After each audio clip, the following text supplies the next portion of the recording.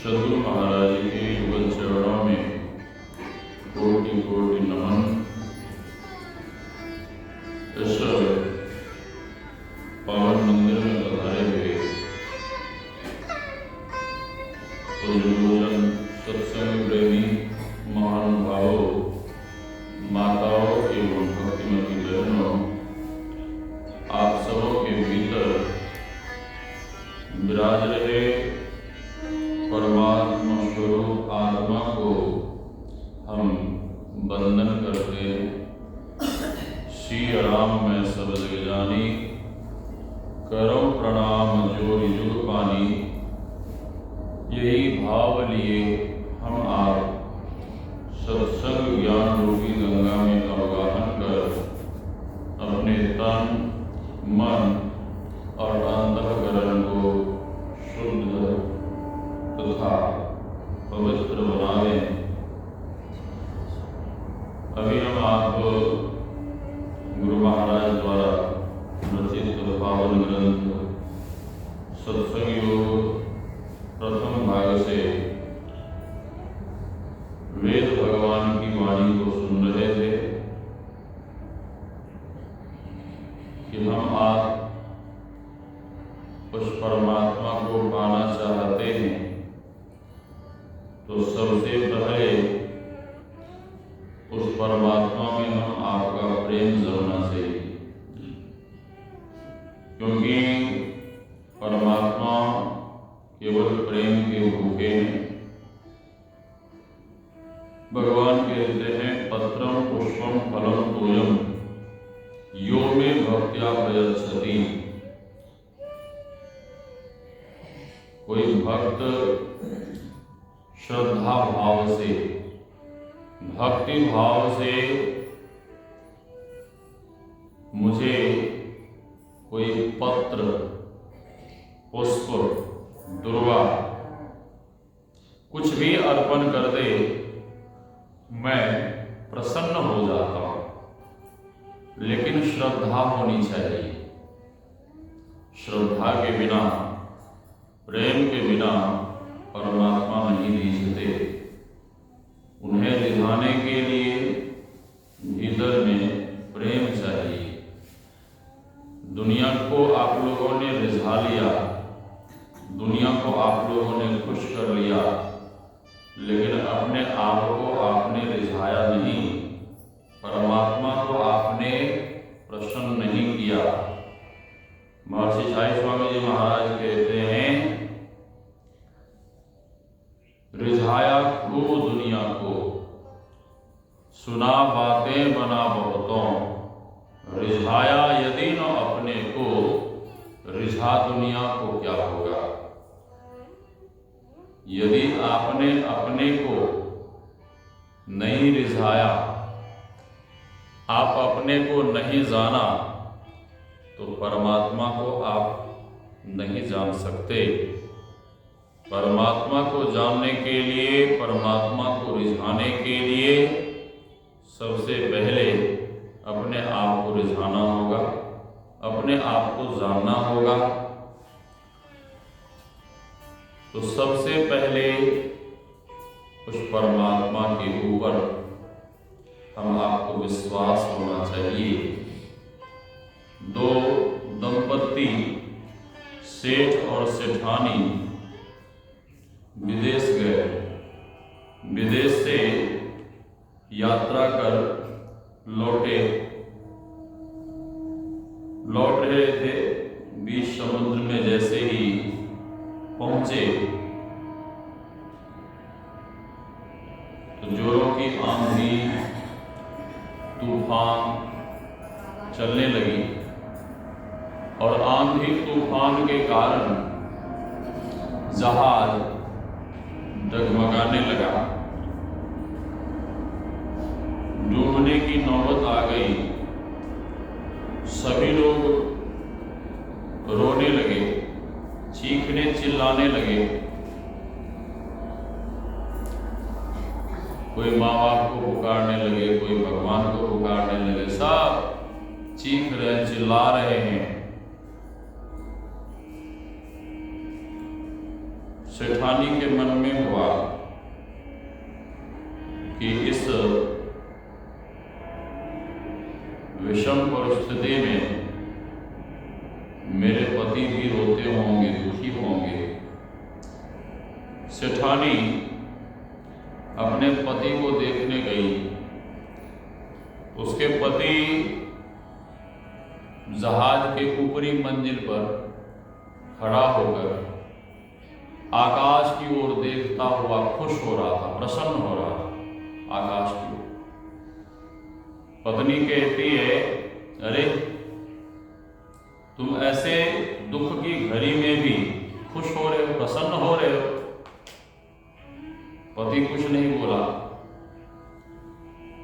पत्नी सेठ जी के शरीर को हिलाती हुई कहती है कि तुम बहरे हो गए हो क्या? तुम सुन नहीं रहे हो? जैसे ही शरीर को सेठानी हिलाई तो सेठ जी कमर से बंदूक निकालते हैं और पत्नी की खोपड़ी में सटा देते हैं। और पत्नी से सेठ जी कहता है कि देख, इस बंदूक में बारूद भरा हुआ है। हाँ, कारतूस में बारूद भरा हुआ है। बस बटन दबाने की देरी है। जैसे ही बटन दबाऊंगा तेरी खोपड़ी उड़ जाएगी, तू मर जाएगी। पत्नी बड़े विश्वास के साथ कहती है कि तुम हमें नहीं मार सकते। पति ने पूछा, क्यों नहीं मार सकता?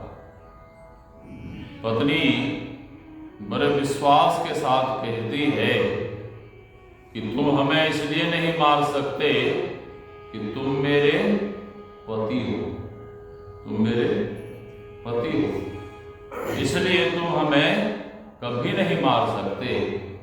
पत्नी की बात सुनकर पति बहुत खुश हुआ, प्रसन्न हुआ। और पति प्रसन्न होता हुआ कहता है कि वाह, तुम्हें इस जागतिक पति के ऊपर इतना भरोसा है, इतना विश्वास है कि हम तुम्हें कभी नहीं मार सकते, तो हमें भी परम पति परमात्मा के ऊपर इतना विश्वास है कि वो हम लोगों को कभी भी समुद्र में डूबने नहीं देंगे। तो सेठ भगवान का भक्त था और जैसे ही विश्वास के साथ बोला कि परमात्मा हमें समुद्र में नहीं डूबने देंगे, मरने नहीं देंगे। भगवान की ऐसी कृपा हुई कि भगवान की कृपा से उसी समय तुरंत आंधी तूफान बिल्कुल शांत हो गया। आंधी तूफान शांत हो गया और सभी लोग किनारे लगे और सभी लोग अपने अपने घर गए। उस सेठ को भगवान के ऊपर इतना विश्वास था, इतना भरोसा था, उसने विश्वास के साथ कह दिया कि परमात्मा हमें कभी डूबने नहीं देंगे। और परमात्मा की कृपा से उसी समय तूफान शांत हो गया। प्रहलाद जी को उनके पिताजी ने पूछा कि बोल तेरा विष्णु कहाँ है? प्रहलाद जी ने कहा कि हे पिताजी, हम में, तुम में, खड़ग खंभ में, हम में, तुम में, खड़ग खंभ में, वे परमात्मा सब जगह है। हम में भी है, आप में भी है, खड़ग में, जिस खड़ग से आप हमें काटना चाहते हैं, मारना चाहते हैं, उसमें भी है, और इस खंभे में भी है। हिरण्यकशिपु पूछता है क्या इस खंभे में तेरा भगवान है, निर्जीव खंभे में? तो प्रहलाद जी ने विश्वास के साथ कह दिया कि हाँ, इस निर्जीव खंभे में भी मेरे भगवान है। अब प्रहलाद जी के मन में होने लगा कि मैंने तो कह दिया कि इस खंभे में भी भगवान है, तो इस खंभे में भगवान है कि नहीं है? प्रहलाद जी अपना कान सटाकर सुनने लगे कि देखें कोई आवाज आती है क्या। जैसे उस निर्जीव पाषाण के खंभ में अपना कान प्रहलाद जी सटाते हैं तो उस खंभे के भीतर से भगवान नाम संकीर्तन, जिस नाम को वे जपते थे, ओम नमो भगवते वासुदेवाय, इष्ट के मंत्र के नाम ध्वनि की आवाज उस खंभे से आ रही थी। तो प्रहलाद जी को विश्वास हो गया कि इस खंभे में भी मेरे भगवान हैं। और जैसे ही हिरण्यकशिपु ने प्रहार किया तो उस निर्जीव खंभे को फाड़ते हुए भगवान साक्षात नरसिंह रूप में प्रकट हो गए। तो भक्त ने जहां भगवान के लिए हाँ कर दी, भगवान वहीं प्रकट हो जाते। ये विश्वास की बात। विश्वास, जब तक विश्वास नहीं होगा तब तक हम आप उनकी आराधना कैसे करेंगे, उनकी साधना कैसे करेंगे? और विश्वास होगा तभी उनकी आराधना कर पाएंगे। एक नास्तिक आदमी अपने मित्र से कहता है कि मित्र, चलो चलकर देखते, निरीक्षण करते हैं कि परमात्मा ने इस सृष्टि को बनाने में कहाँ कहाँ गलती की। परमात्मा ने, चलो गलती ढूंढते हैं। किनकी गलती? परमात्मा, भगवान की। अब बताइए, भगवान से कोई गलती हो सकती है? चलो देखते हैं भगवान ने कहाँ कहाँ गलती की। उसके मित्र ने डायरी लिया, कलम लिया और निकल पड़ा। तो सबसे पहले एक छोटे से गांव में पहुंचा। गांव में जैसे ही पहुंचा तो देखा एक छप्पर का घर, फूस का घर। जैसे ही फूस के घर को देखा तो उस फूस के घर के ऊपर कद्दू का बेल, कद्दू का लत्ता नहीं होता वो, अब वो पतला पतला कद्दू का बेल और उसमें बड़े बड़े कद्दू फले, कद्दू बड़े बड़े, अब बेल पतले पतले, लत्ता पतले पतले। उस नास्तिक आदमी ने कहा कि मित्र देखो देखो, ये परमात्मा की पहली गलती है। मित्र ने पूछा क्या गलती है?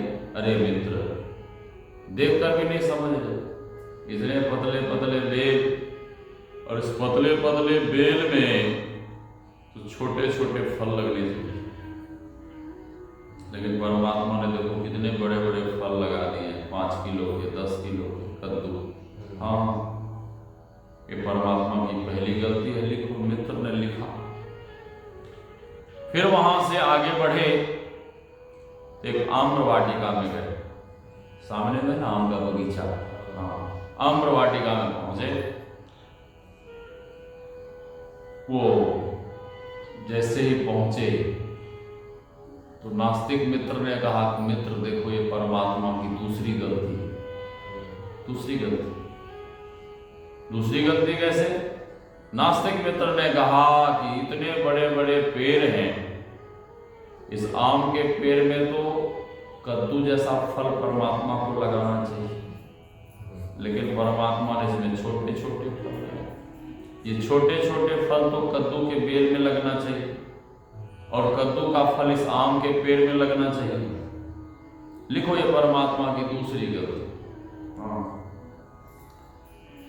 मित्र ने लिखा, ये परमात्मा की दूसरी गलती। गर्मी का समय, नास्तिक मित्र ने कहा कि थोड़ी देर यही आम्र वाटिका में हम लोग विश्राम करते हैं, श्रम मिटा लेते हैं, फिर आगे चलेंगे। उसी आम पेड़ के नीचे कपड़े बिछाकर विश्राम करने लगा। अचानक आंधी आ गई। आंधी। अब जोरों की जो आंधी आई, और बहुत बड़े बड़े आम के पेड़ और कच्चे कच्चे आम, बड़े बड़े कच्चे कच्चे आम फले हुए। कच्चा आम तो पत्थर के जैसा मजबूत होता है, हाँ, कच्चा आम एकदम पत्थर के जैसा टाइट होता, मजबूत होता है। ऐसे भी किसी को एक आम उठा के, बड़े आम उठा के, कच्चे आम किसी को मार दीजिए, आदमी बेहोश हो जाए। हाँ, आंधी आई, जोरों का हवा का झोंका आया, और एक बहुत बड़ा कच्चा आम ऊपर ऊंचाई से टूटकर सीधे उसके नाक पे गिरा। शरीर का सबसे सुकोमल अंग मानव का नाक होता है। अब जो आम, वो कच्चा आम नाक पे गिरा तो नास्तिक आदमी उसी समय वहीं पर तुरंत बेहोश हो गया। हाँ, थोड़ी देर के बाद होश आया तो मित्र ने कहा कि मित्र क्या करूं, पंखा लाऊं कि जल लाऊं, क्या करूं? हाँ, क्या करूं? तो नास्तिक मित्र ने कहा कि कुछ मत करो। फिर क्या करूं? तो नास्तिक मित्र कहता है कि कॉपी कलम निकालो, डायरी निकालो। ठीक है। तो नास्तिक मित्र ने कहा कि परमात्मा की जो तुमने 2 गलतियां लिखी है, उस दोनों गलतियों को पहले काटो। मित्र ने पूछा क्यों? नास्तिक मित्र कहता है कि परमात्मा जो भी करते हैं वो ठीक करते हैं। हाँ, यदि आम के पेड़ में वो कद्दू जैसा 5-10 किलो का फल लगा हुआ होता और वो ऊपर से मेरे नाक पे गिरता तो मेरा तो मामला ही साफ हो जाता, मैं तो मर ही जाता। हाँ, इसलिए काटो। परमात्मा कोई गलती नहीं करते, परमात्मा जो भी करते हैं अच्छा करते हैं, बढ़िया करते हैं। तो परमात्मा के ऊपर विश्वास कैसे होगा? परमात्मा के ऊपर विश्वास होगा जब उनके बारे में हम खूब सुनेंगे, उनके रूप, उनके स्वरूप के बारे में जब हम खूब सुनेंगे, और सुनेंगे कहाँ? सत्संग में, संत महापुरुषों के सानिध्य में बैठकर जब खूब श्रद्धावंत होकर उनके बारे में सुनेंगे, उनके प्रति श्रद्धा बढ़ेगी, उनके प्रति प्रेम बढ़ेगा, उनके प्रति निष्ठा बढ़ेगी, और और जब प्रेम बढ़ेगा, श्रद्धा बढ़ेगी, तो उनको देखने के लिए, उनको पाने के लिए भीतर में व्याकुलता भी हो कि कब कोई परमात्मा हमें मिल जाए, कब उस परमात्मा को हम आप देख लें। भोलेनाथ कहते हैं कि परमात्मा सब जगह है, सर्वत्र है। बाबा कबीर कहते हैं, मोकू कहाँ ढूंढे रे बंदे, मैं तो तेरे पास में। और भगवान भोलेनाथ कहते हैं, हरि व्यापक सर्वत्र समाना, परमात्मा सब जगह है, सर्वत्र हैं, फिर मिलते क्यों नहीं। गुरु महाराज कहते हैं, नैनों के तारे चश्म रोशन, क्यों नजर आते नहीं। नैनों के तारे समझते क्या? पुत्र यदि बहुत प्रिय होता है, पुत्र बहुत प्यारा होता है, तो अधिक प्रेम होने के कारण, अधिक स्नेह होने के कारण माँ अपने पुत्र से कहती है कि तुम तो मेरे नैनों के तारे हो, तुम तो मेरे जिगर के टुकड़े हो, तुम तो मेरी आंखों के तारे हो। हाँ? तुझे सूरज कहूं या चंदा, तुझे दीप कहूं या तारा, मेरा नाम करेगा रोशन, जग में मेरा राज दुलारा। माँ कहती है, लेकिन वही बेटा यदि शराबी बन जाता है, वही बेटा यदि जुआरी बन जाता है, कबाबी बन जाता है, लुटेरा बन जाता है, तो माँ छाती पीट पीट कर रोती है और भगवान से कहती है कि हे भगवान, ऐसा बेटा तुमने क्यों दे दिया? हाँ? ऐसा पुत्र तुमने क्यों दे दिया? माँ कितने जतन से अपने पुत्र का लालन पालन करती है, लेकिन बेटा जब बड़ा होकर माँ की, पिता की सेवा नहीं करता, तो माँ पिता को बड़ा दुख होता है कि मैंने कितने जतन से लालन पालन किया था, और आज जब मैं वृद्ध हो गया, बेटा युवा है, जवान है, और आज हमें जब उसकी आवश्यकता है, सेवा की जरूरत है, तो आज हमें कोई पूछने वाला नहीं, देखने वाला नहीं है। उस समय माँ पिता को बड़ा दुख होता है, बहुत दुख होता है। तो हम आप सुन रहे थे, वेद भगवान कहते हैं, उस परमात्मा को पाने के लिए मानस योग करो। सबसे पहले सत्संग, फिर मानस योग। मानस योग से तात्पर्य है मानस जप। जप किस तरह से होना चाहिए? जप किस तरह से करना चाहिए? जप इस तरह से करना चाहिए कि जप रहे और आप रहे, बीच में और किसी प्रकार का चिंतन, किसी भी प्रकार का गुनावन भीतर में नहीं होना चाहिए। यदि किसी तरह का चिंतन करेंगे, किसी तरह की चिंता करेंगे, किसी तरह का गुनावन करेंगे, किसी भी तरह के विचारों में जब आप खो जाएंगे, तब आपसे जप नहीं होगा। और मन का ऐसा स्वभाव है, हम आप दिन रात संसार का काम करते हैं, संसार की चिंता करते हैं, संसार के लिए सोचते हैं, और थोड़ी देर के लिए बैठते हैं ध्यान में, और मन में कहते हैं कि हमारा मन ध्यान में लग जाए, ध्यान में लगता नहीं, और बाद में आप कहते हैं कि बाबा मेरा मन तो ध्यान में नहीं लगता।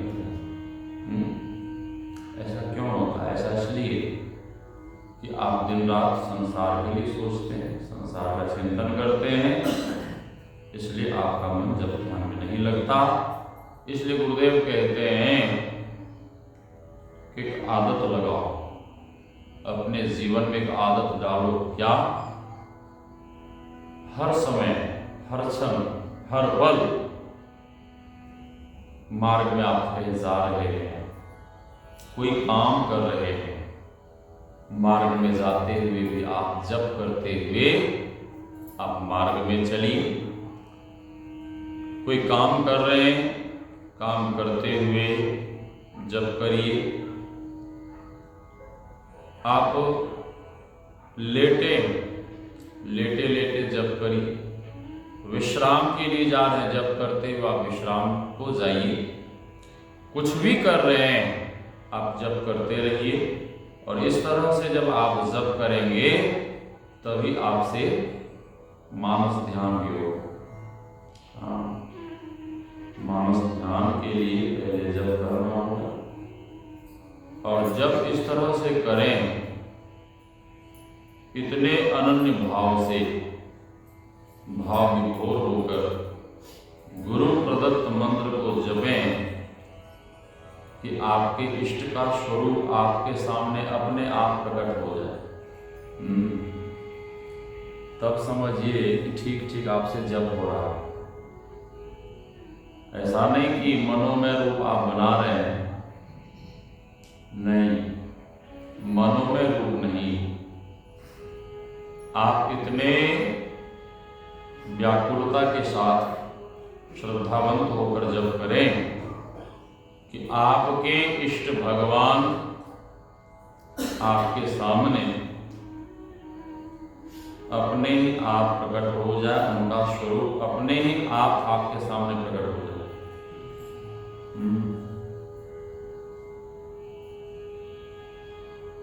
ऐसा तब होगा जब निरंतर आपसे जप होगा।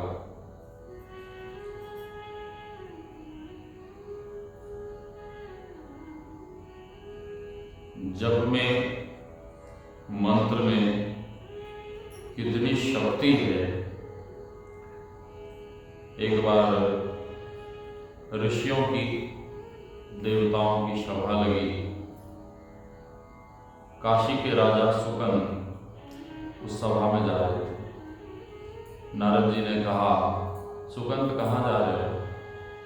सुकंद ने कहा कि हम ऋषियों की सभा में जा रहे हैं। तो नारद जी ने कहा, सबको प्रणाम करना, लेकिन महर्षि विश्वामित्र को प्रणाम नहीं करना। अब बताइए। सुकंद ने पूछा, क्यों? नारद जी ने कहा, अरे वो तो तुम्हारे जैसे ही पहले राजा थे, वो भी राजा, तुम भी राजा, उन्हें क्या प्रणाम कर? सबको करना लेकिन उनको मत करना। सुकंद ने कहा, ठीक है। सुकंद सभा में गया और सबको प्रणाम किया, लेकिन महर्षि विश्वामित्र को प्रणाम नहीं किया। अब महर्षि विश्वामित्र को इतना क्रोध हुआ और उस सभा से जब निकले तो सीधे गए कहाँ? भगवान राम के पास। भगवान श्री राम विश्राम कर रहे थे। सेवकों ने कहा कि आप अपनी राजी, प्रभु अभी विश्राम कर रहे हैं, बाद में आप उनसे मिल पाएंगे। महर्षि विश्वामित्र जोर जोर से गरजने लगे कि जिस राज्य का राजा सोएगा उस राज्य में यही सब होगा। हाँ, अब जोर जोर से जो गरजे ना, राम जी जग गए। राम जी को लगा कि मेरे गुरु महाराज आए हैं। उठकर बाहर आए, गुरु महाराज प्रणाम किए और राम जी पूछते हैं, गुरुदेव क्या हुआ? आप इतने दुखी क्यों हैं, गुस्से में क्यों हैं? महर्षि विश्वामित्र ने कहा, तुम तो आराम से सो, तुम्हारे राज्य में क्या क्या हो रहा है, अनाचार अत्याचार, तुम्हें क्या पता? भगवान पूछते हैं, क्या हुआ गुरुदेव? घोर अपमान हुआ है। किसका? तो महर्षि विश्वामित्र ने कहा, मेरा अपमान हुआ। मेरा मेरा किसने अपना अपमान किया? सुगंध ने। सबको प्रणाम किया लेकिन मुझे प्रणाम नहीं किया। राम जी ने प्रतिज्ञा कर ली, जिसका शीश गुरु चरणों में झुका नहीं उसका शीश बचेगा नहीं। कल प्रातः होते ही मैं सुगंध को मार डालूंगा, उसका सर धड़ से अलग कर दूंगा। भगवान ने प्रतिज्ञा कर दी। महर्षि विश्वामित्र को लगा कि राम के वचन के पक्के हैं। अब ये सुकंद को छोड़ेगा नहीं, मार देगा। लेकिन नाम की महिमा देखिए, सुकंद को जब पता लगा तो पूरे इधर उधर विश्व ब्रह्मांड में भागना शुरू किया। किसी ने रक्षा नहीं की, इधर उधर जो भाग रहा था तो मार्ग में नारद जी मिले। नारद जी ने पूछा, सुकंद कहाँ जा रहे हो, क्यों भाग रहे हो, किस कुसंग के कारण ये सब हुआ, क्यों भाग रहे हो? तो सुकंद कहता है कि ये सब किसी कुसंग के कारण नहीं हुआ है, ये सब तो आपके सत्संग के कारण हुआ। हाँ। नारद ने पूछा क्या हुआ? भगवान ने मारने की प्रतिज्ञा कर ली है, कोई बचाने वाला नहीं है। तो नारद जी ने कहा कि भगवान से केवल माता अंजनी बचा सकती है। माता अंजनी कौन है? हाँ, हनुमान जी महाराज की माँ। जाओ, हिमालय में गुफा में तप कर रही है, उनके पास चले। सुगंध भागता हुआ रोता हुआ गया, माता अंजनी के चरण में पड़ कर रोने लगा, माँ हमारी रक्षा करो, रक्षा करो, रक्षा करो, रक्षा करो। हाँ, माता अंजनी वचन दे देती है कि ठीक है, तुम चिंता मत करो, तुम्हें कुछ नहीं होगा, तुम्हें कोई नहीं मार पाएगा, तुम चिंता मत करो। फिर माता अंजनी पूछती है कि तुम्हें कौन मारे? सुकंद कहता है प्रभु श्री राम ने प्रतिज्ञा कर ली है मुझे मारने की। माता अंजनी को लगा कि जिसको भगवान मारने की प्रतिज्ञा कर ली है उसको भला कौन बचा सकता है, उसको तो कोई नहीं बचा सकता। माता अंजनी बहुत दुखी हो। अब माता अंजनी का भी मन जप में नहीं लगे, तप में नहीं लगे, ध्यान में लगे, वो व्याकुल है। हनुमान जी प्रतीक्षा कर रही हैं कि कब हनुमान आवे, कोई ना कोई उपाय करेगा। हनुमान जी आए। माता अंजनी को बहुत व्याकुल दुखी देखकर हनुमान जी ने पूछा, माता आज क्या हो गया आपको, आप इतने दुखी क्यों हैं?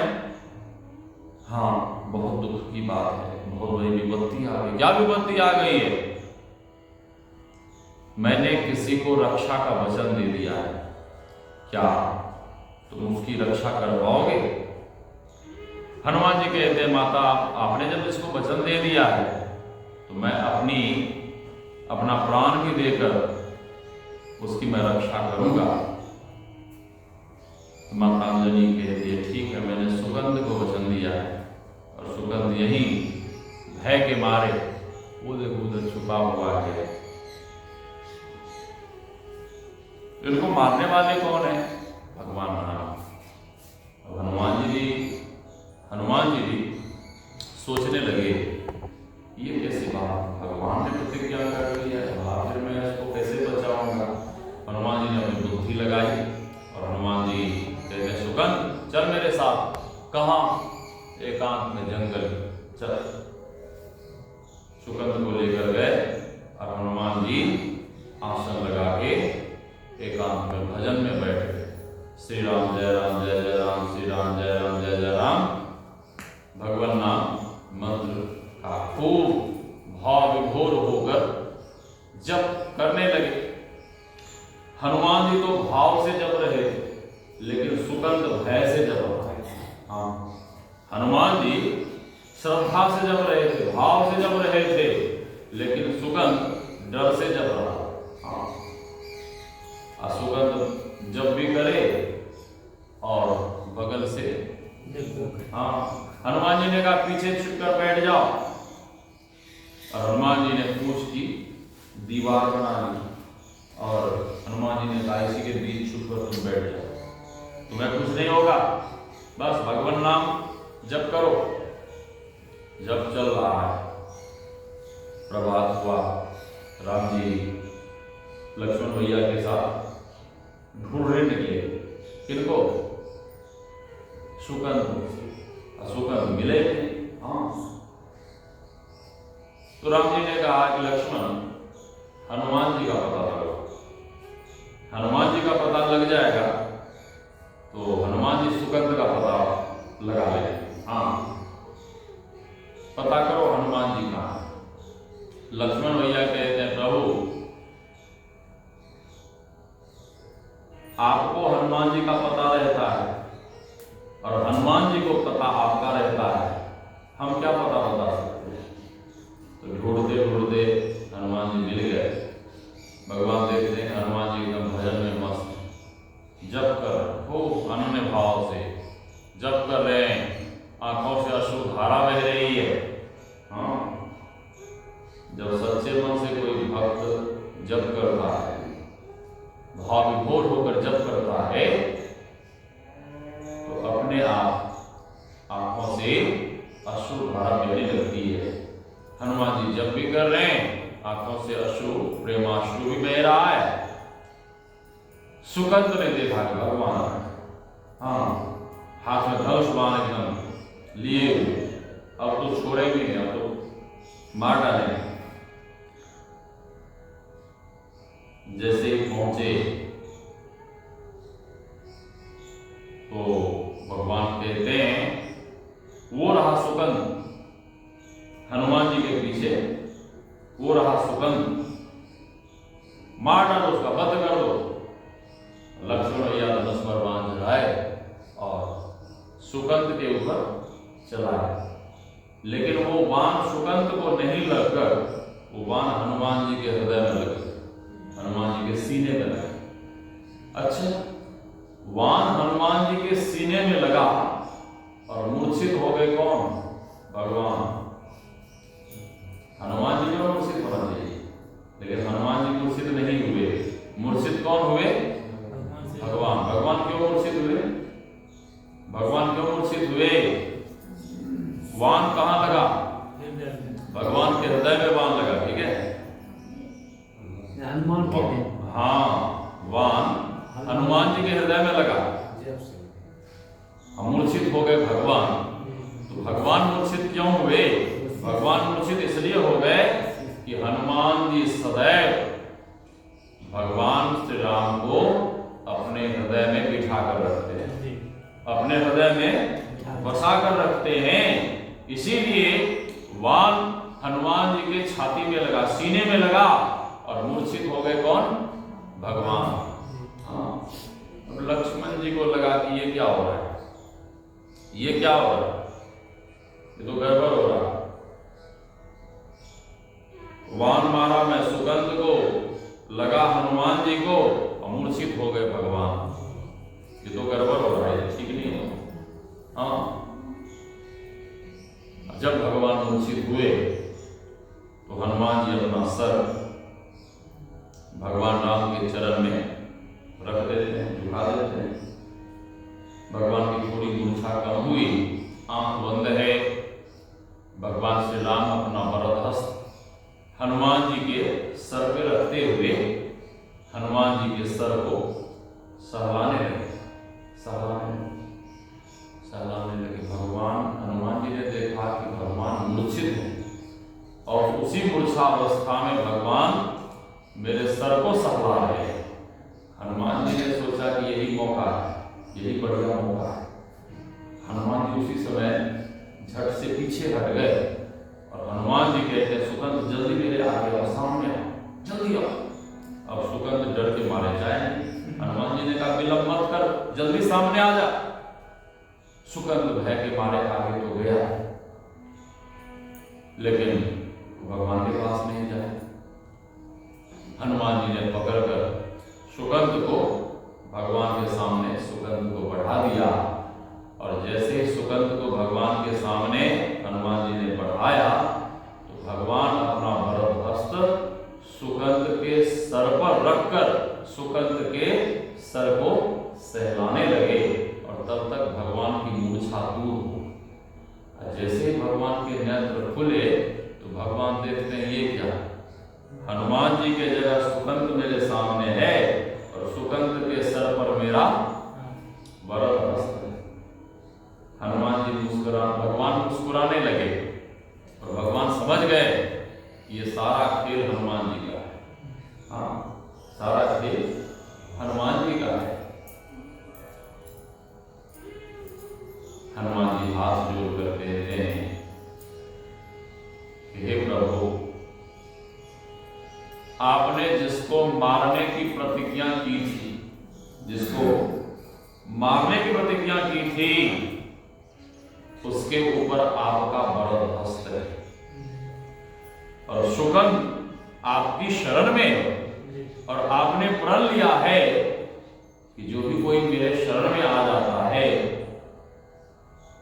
उसकी आप रक्षा करते हैं, उसका कभी आप त्याग नहीं करते हैं। तो हे प्रभु, सुगंध आपकी शरण में है, सुगंध आपके सामने है, अब इसे मारो या तारो, जो भी करना है आप कर सकते हो। तो भगवान मुस्कुराते हुए खड़े हुए और भगवान कहते हैं कि मेरा तो वरद हस्त इसके सर पे पड़ गया है, मैंने अपना वरद हस्त इसके सर पे रख दिया है, और जिसके सर पे मेरा वरद हस्त होता है उसको दुनिया में कोई नहीं मार सकते। जिसके सर पे मेरा वरद हस्त रहता है दुनिया में उसे कोई नहीं मार सकते, और स्वयं मैं भी उसे नहीं मार सकता। भगवान कहते हैं कि सुगंध अब विलंब मत करो। इतने में महर्षि विश्वामित्र भी वहां पहुंच गए थे। देखें भगवान सुगंध को कैसे मारते हैं। अब महर्षि विश्वामित्र ने देखा तो यहाँ तो सब उल्टा पुल्टा प्रोग्राम चल रहा है। जिसको भगवान मारने गए थे उस सुगंध के सर पर भगवान अपना वरद हस्त रखे हुए हैं। तो महर्षि विश्वामित्र भी इस लीला को देखकर हंसने लगे। हाँ, भगवान कहते हैं कि सुगंध विलंब मत करो। हमारे गुरु महाराज भी आ गए, जिसके साथ तुमने अपराध किया है, जाओ उनसे क्षमा मांग लो, और वे तुम्हें क्षमा कर देंगे तो मैं भी तुम्हें क्षमा कर दूंगा। श्री सद्गुरु महाराज। भगवान ने क्या कहा? भगवान स्वयं क्षमा कर सकते थे, भगवान, लेकिन भगवान ने क्या कहा? पहले गुरु महाराज से जाके क्षमा मांगो, और गुरु महाराज क्षमा कर देंगे तो मैं भी क्षमा कर दूंगा। हाँ, सुगंध जाता है महर्षि विश्वामित्र के चरण में पड़कर क्षमा मांगने लगता है, माफी मांगने लगता है। और जब रो रो कर सुगंध क्षमा मांगने लगा तो महर्षि विश्वामित्र ने सुगंध को क्षमा कर दिया।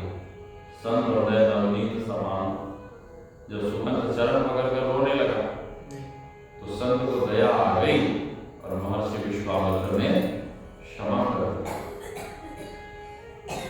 तो नाम में बहुत शक्ति है, जप में बहुत शक्ति है, और नाम जप के ही कारण हनुमान जी आज सुगंध को बचा पाए, सुगंध की रक्षा कर पाए। संत दादू दयाल जी महाराज कहते हैं, सकल शिरोमणि नाम रे मैं बलिहारी जाऊं रे, दूतर तारे पार उतारे नरक निवारे नाम रे। ये गुरु प्रदत्त जो मंत्र है आपको नरक में जाने से बचा लेगा। हाँ, इस भवसागर से पार उतार देगा। तारन हारा भवजल पारा निर्मल सारा नाम रे। ये नाम भवसागर से पार लगाने वाला है। और आगे कहते हैं, सुख दाता अमृत दाता। ये नाम सभी सुखों को देने वाला है, ये नाम सभी सुखों को देने वाला है। तारन हारा भवजल पारा निर्मल सारा नाम रे। ये नाम इतना पवित्र है कि कोई पतित कोई पावन इस नाम को जपे तो क्या हो जाएगा? पवित्र हो जाएगा। हाँ, पावन हो जाएगा। तो सबसे पहले गुरु प्रदत्त जो भी मंत्र मिला है उसे पूरी श्रद्धा निष्ठा के साथ जपना चाहिए, और इष्ट के स्वरूप का ध्यान, इष्ट के स्वरूप का ध्यान। उसके बाद दृष्टि योग की साधना, और दृष्टि योग की साधना किस तरह से करनी चाहिए? भगवान श्री कृष्ण कहते हैं, समम काय शिरोग्रीवम धार्यन अचलम स्थिरम संप्रेक्ष नासिकाग्रम स्वम दिशस्यानवलोकयन्, दिशाओं को नहीं देखते हुए नासिका के अग्रभाग में साधक ध्यान जमावे। और साधना की अंतिम क्रिया है नादानुसंधान। नादानुसंधान की साधना में साधक को शब्द श्रवण करना पड़ता है, शब्द को सुनने का प्रयास करना पड़ता है। और शब्द, कई तरह के शब्द भीतर में हो रहे हैं, लेकिन गुरु महाराज कहते हैं कि केवल भारी भारी ध्वनियों को ही, आरती में हम लोग गाते हैं ना, झलक झांझ वन मीन मजीरा, मधुर मधुर ध्वनि पतंग सुनी जय, सर्व सुगंध उड़ी चली आकाशा, मधुकर कमल के ध्वनि दी जय। हाँ, तो शब्द कई तरह के, मृदंग, मुरली, मजीरा, शंख, कई तरह के। लेकिन गुरुदेव कहते हैं उन भारी भारी ध्वनियों को ही सुनकर नहीं रह जाना, प्रयास यह करना है, कोशिश यह करनी है, जो सबसे दूर का शब्द है उस शब्द को सुनने का प्रयास करना चाहिए। और वह शब्द जब पकड़ में आ जाता है तो यह जीव उस शब्द के ही सहारे उस परमात्मा का अनुभव करता है, परमात्मा का साक्षात्कार करता है। अधिक नहीं करते हुए वाणी को विराम।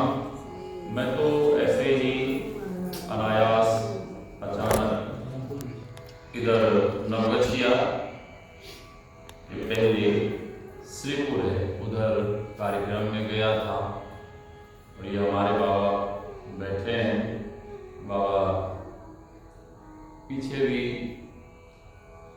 कई बार फोन किए, इधर आए नहीं।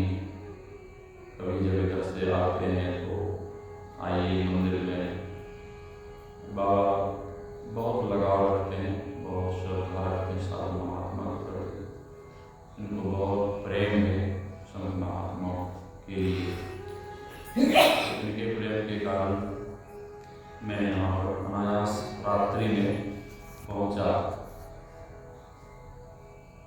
गुरु महाराज का आदेश है, सत्संग नृत्य और ध्यान नृत्य रहिए कर संलग्न हो, व्यभिचार चोरी नशा नशा झूठ बजना चाहिए। नित्य प्रति सत्संग करिए, नित्य प्रति ध्यान अभ्यास करिए और अपने आप को पंच पापों से बचा कर रखिए। तभी आपसे भजन होगा, तभी आपसे भक्ति होगी, तभी आप ध्यान कर पाएंगे। अधिक नहीं करते हुए वाणी को विराम। बोलिए